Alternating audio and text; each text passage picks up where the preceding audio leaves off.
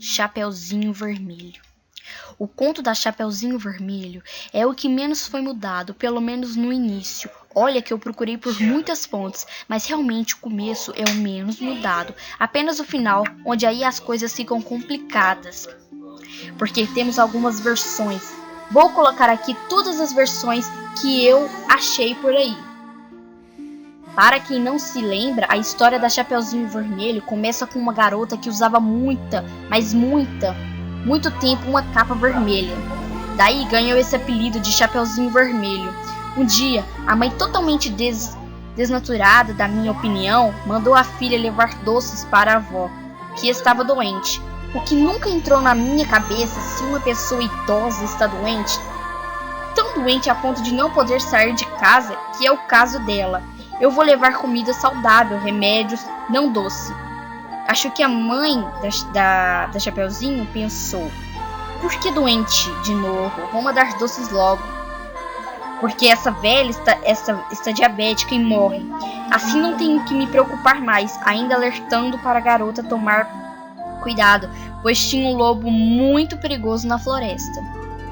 Cara, agora pense comigo.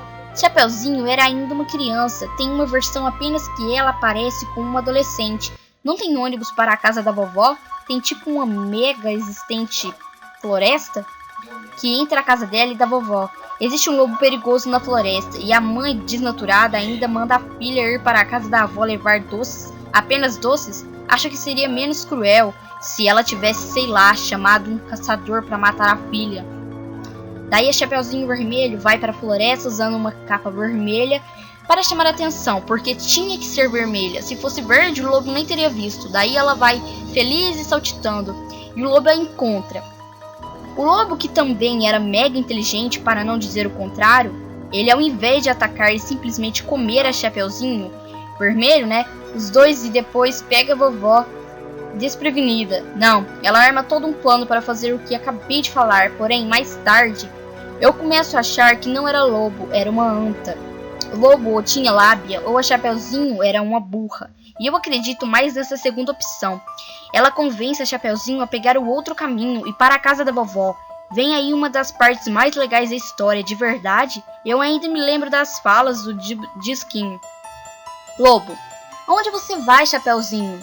A Chapeuzinho fala: eu vou para a casa da vovó levar esses doces para ela. A vovó está muito doente.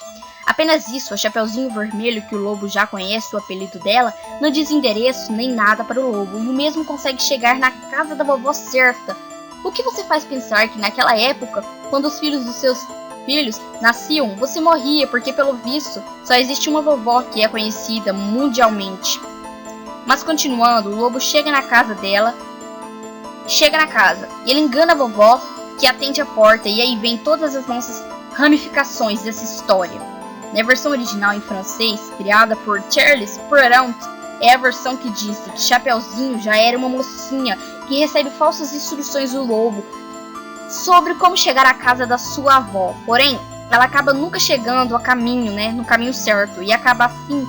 Não existe lenhador ou história triste para que tenha uma moral bem bacana, que é nunca aceite conselhos de estranhos. Acho que de todos os contos de fadas, esse é o que tem uma moral mais explícita. Na versão de 1884 dos Irmãos Grimm, acontece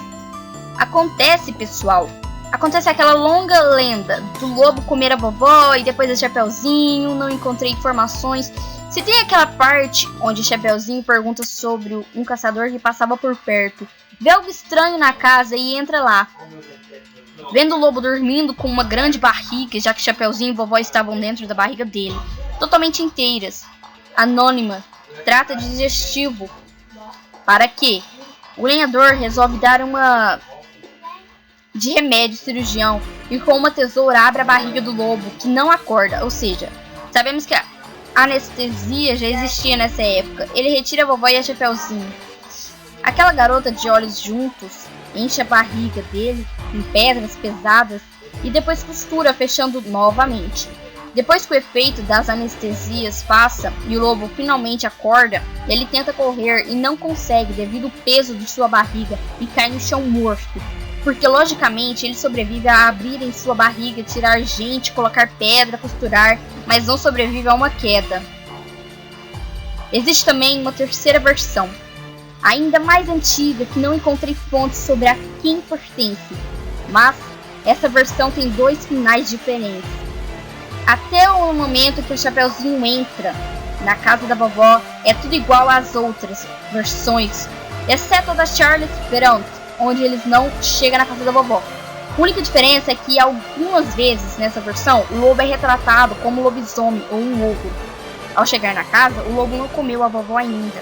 Ele está fazendo um ensopado de vovó e obriga Chapeuzinho a degustar da refeição com ele, e ela o faz. Mas Chapeuzinho sabia que seria próximo do cardápio, que seria a sobremesa. Então ela tenta distrair o lobo para conseguir escapar. E é aí que aparece dois finais diferentes. No final feliz, após comer sua vovozinha, Chapeuzinho Vermelho diz que precisava muito ir ao banheiro. Naquela época o banheiro ficava do lado de fora, logicamente fazendo algo sensato. Pela primeira vez Chapeuzinho foge e pronto, fim da história.